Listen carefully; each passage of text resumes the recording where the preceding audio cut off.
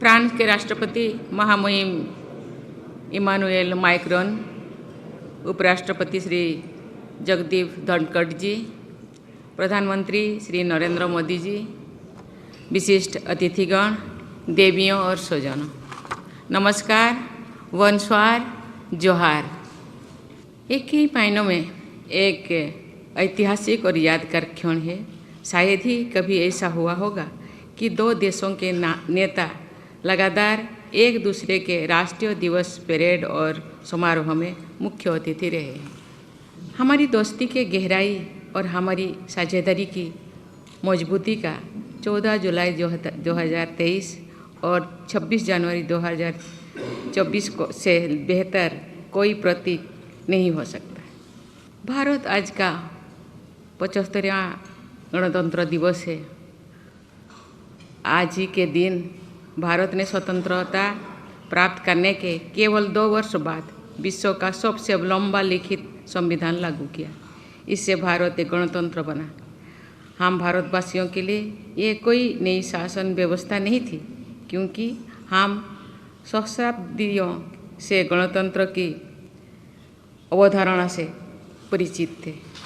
इस प्रबुद्ध संविधान ने एक स्वतंत्र राष्ट्र के रूप में हमारी यात्रा को आकार दिया है। इसने दुनिया के सबसे बड़े लोकतंत्र और सबसे विविध समाज को एक साथ जोड़कर रखा है। ये हमारे सामाजिक और आर्थिक प्रगति का मार्गदर्शक रहा है। स्वतंत्रता, समता, बंधुता और न्याय इसकी आधारशिला है। राष्ट्रपति महोदय, इन मूल्यों का उत्सव मनाने के लिए फ्रांस के हमारे मित्रों से बेहतर कौन हो सकता है। आज के देश के निवासियों ने, आपके देश के निवासियों ने 200 साल से भी पहले इन्हीं मूल्यों का आह्वान किया। अपने देश को एक गणतंत्र का स्वरूप दिया और विश्व भर में असंख्य लोगों को प्रेरित किया।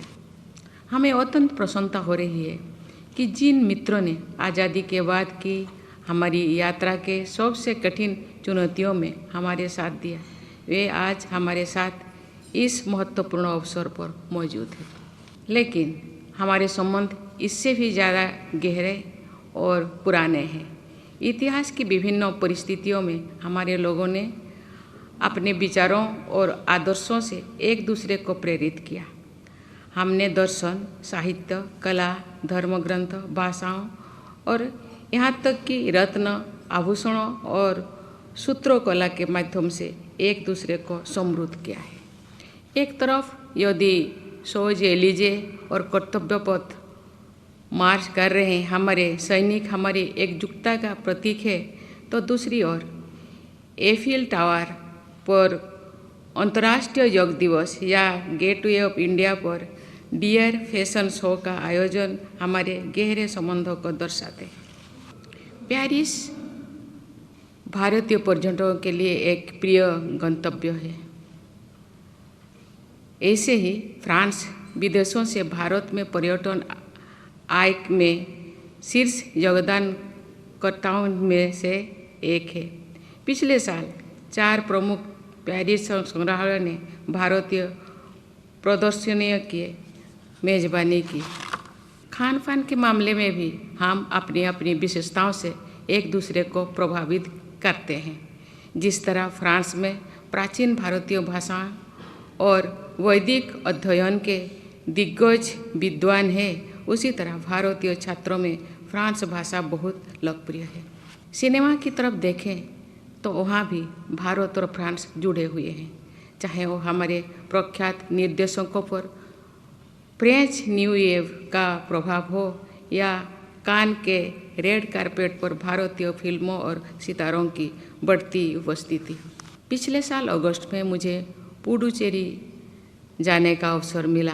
वहाँ मैंने विविध प्राक सांस्कृतिक धाराओं का अनोखा मिश्रण देखा।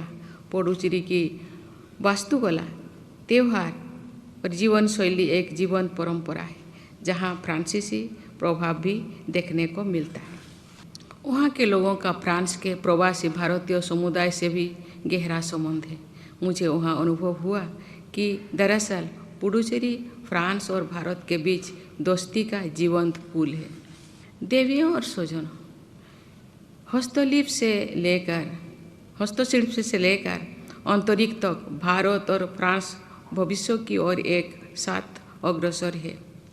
हम साथ मिलकर एक ऐसे भविष्य का निर्माण कर रहे हैं जो हमारे लोगों, विशेषकर हमारे युवाओं के लिए मायने रखता है।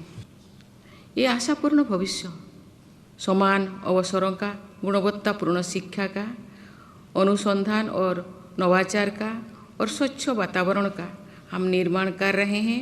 मजबूत और सफल फ्रांस का, सुरक्षित और विकसित भारत का और एक शांतिपूर्ण विश्व का।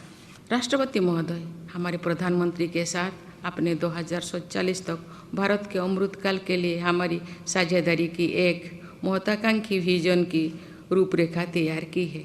आज हमारे साथ आपकी उपस्थिति ने इस विजन को पूरा करने के लिए हमारे उत्साह को और बढ़ा दिया है।